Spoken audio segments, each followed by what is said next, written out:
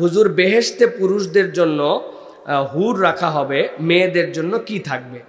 মেয়েদের জন্য তাদের স্বামী থাকবেন।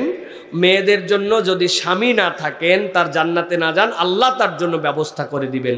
এখানে মূল যে মহিলাদের সমস্যা, সেটা হচ্ছে যে আমার স্বামী দুনিয়ার ফুল সার্ভিস আমি দিলাম, আর জান্নাতে যে উনি বিশাল বিনোদন করবেন, ব্যাপারটা কি? তাই না প্রিয় ভাইয়েরা? মাসালাটা এরকম নয়। মাসালাটা কীরকম?